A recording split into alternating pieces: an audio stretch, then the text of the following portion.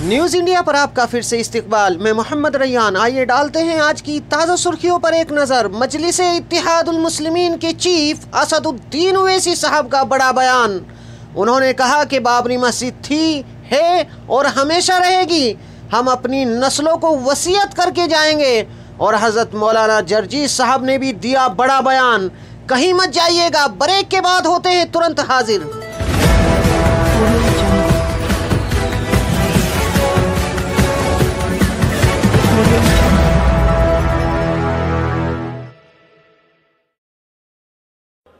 और लोग मुझसे आज पूछते हैं, मीडिया के लोग, कि तुम कब तक ये बात करते रहोगे बाबरी मस्जिद की।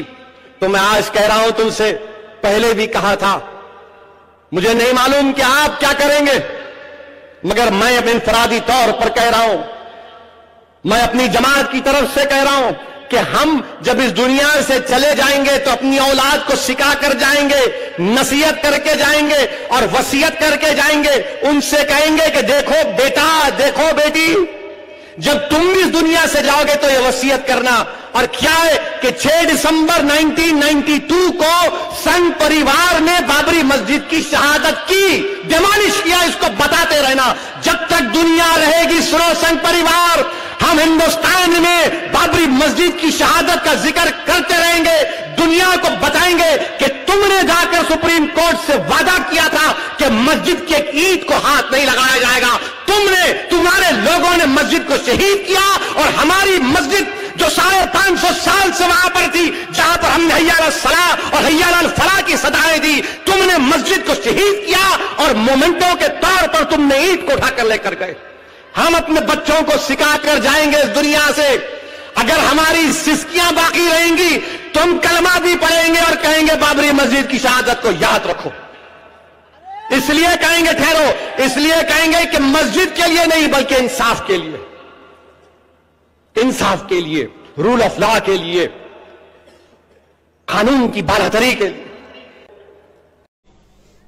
हमें तकलीफ इस बात की है कि सुप्रीम कोर्ट ने यह कहा कि मंदिर नहीं था, मंदिर का होना साबित नहीं हो सका।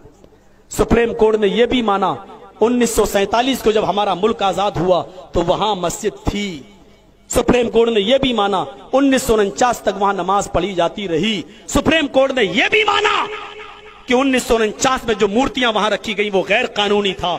और सुप्रीम कोर्ट ने यह भी माना 6 दिसंबर 92 को जो मस्जिद शहीद की गई वो भी गैर कानूनी था और तोड़ने वाले मुजरिम थे। मेरे भाइयों, इन तमाम चीजों के बावजूद फैसला क्या चीज और क्या सोच समझ कर किया गया वो सुप्रीम कोर्ट के जज। वहां पर बाबरी मस्जिद ही थी, है और रहेगी। आप कि 400 साल तक वहां पर मस्जिद थी और मेरा मानना यह है कि वहां पर मस्जिद आज भी है और कल भी रहेगी। उसके जजमेंट में लिखा है सन 1947 को जब हमारा मुल्क आजाद हुआ उस वक्त बाबरी मस्जिद मौजूद थी।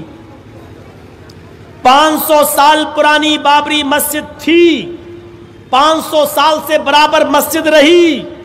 1947 में मस्जिद थी, 1949 तक उस मस्जिद में नमाज पढ़ी जाती थी। 1949 में उसमें गलत तरीके से मूर्तियां रखी गई। कोर्ट इस बात को कह रही है, कौन? Supreme court. सुप्रीम कोर्ट ने भी कहा कि destruction of Babri Masjid is national shame. Supreme court ने यह भी कहा कि उसमें मूर्तियां रखना उस मस्जिद के सैक्रिलेज को खराब करने के बराबर है। सुप्रीम कोर्ट ने यह भी ये तो नहीं कहा ना कि मंदिर तोड़कर मस्जिद बनाई गई। और 6 दिसंबर 92 को, सन 92 में 6 दिसंबर को बाबरी मस्जिद को जो शहीद किया गया, तोड़ा गया उस ढांचे को, उस मस्जिद को, वो भी गैर कानूनी था। बीजेपी और संघ परिवार के लोगों ने रात के अंधेरे में इस तरह से मस्जिद में घुसकर मूर्तियां रखी है। जो लोग ये कहते हैं मंदिर तोड़कर मस्जिद बनाई गई, वो लोग मंदिर होना साबित नहीं कर पाए। लिहाजा ये गलत है कि मस्जिद मंदिर तोड़कर बनाई गई। इतनी चीजें हमारे पक्ष में थी, लेकिन इसके बावजूद फैसला क्या है? ये जगह राम लला को दी जाती है और मुसलमानों को अयोध्या में किसी दूसरी जगह पर 5 एकड़ जमीन दे दी जाए। ये होता है फैसला हमारे सुप्रीम कोर्ट का। और फिर भी हमने अमन और शांति को बहाल रखने के लिए ये कह दिया कि सुप्रीम कोर्ट का फैसला हमें मंजूर है। हमसे ज्यादा अमन वाला लेके आओ, हमसे ज्यादा शांति वाला लेके आओ। अगर सुप्रीम कोर्ट का फैसला हिंदुओं के हक में मुसलमानों के हक में चला जाता तो दिल्ली से बड़ा झगड़ा होता, दिल्ली से बड़ी लड़ाइयां होती, दिल्ली से बड़ी गुंडागर्दी होती। मेरे भाइयों, इतना कलेजा नहीं है हमारे भाइयों के पास कि इतना बड़ा फैसला अपने खिलाफ सुन लेते हो। हमने हमेशा इस देश में अमन चाहा, इसलिए सब कुछ हमने अमन की खातिर कुर्बान कर दिया, बर्दाश्त कर लिया। धारा 370 कश्मीर से हटाई गई, हमने बर्दाश्त किया, कोई बात नहीं, अमन चाहते थे। ट्रिपल तलाक का मसला हमने ये नहीं देखा कि मेरे फेवर में क्या तुम्हारे फेवर में क्या, पूरी मुस्लिम कम्युनिटी से जोड़ा। लेकिन वो भी आपने सुप्रीम कोर्ट से अपने आपका फैसला तो चला गया बीजेपी गवर्नमेंट के हक में, हम उस पर भी खामोश रहे। क्या क्या आप हमारा इम्तिहान लोगे?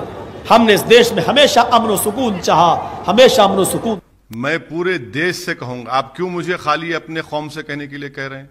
मैं तो पूरे देश से कहूंगा कि उस जगह पर मस्जिद थी, उस 22 दिसंबर 49 की रात में चोरों की तरह उसमें मूर्तियों को रखा गया।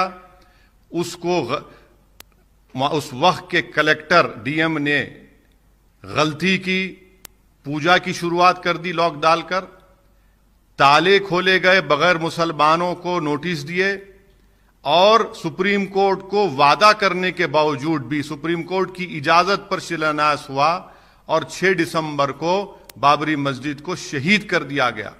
हम यही कहेंगे कि वहां पर हमारी मस्जिद थी, वहां पर हमारी मस्जिद रहेगी। आज आप जो जगह पर काम करने जा रहे हैं, वहां पर 500 साल तक मस्जिद थी, वहां पर हमने हय्या अलस सलाह और हय्या अलल फलाह की सदाएं दी। ये हम बोलते रहेंगे। मैं मर भी जाऊंगा तो मैं वसीयत करके जाऊंगा कि ये याद दिलाते रहो देश के तमाम लोगों को कि वहां पर मस्जिद थी। मोहम्मद रैयान को दीजिए इजाज़त। अगर आपको हमारी खबरें सच्ची और अच्छी लगती हैं तो हमारे चैनल को सब्सक्राइब करें, लाइक करें और शेयर करें। फ़कत वस्सलाम।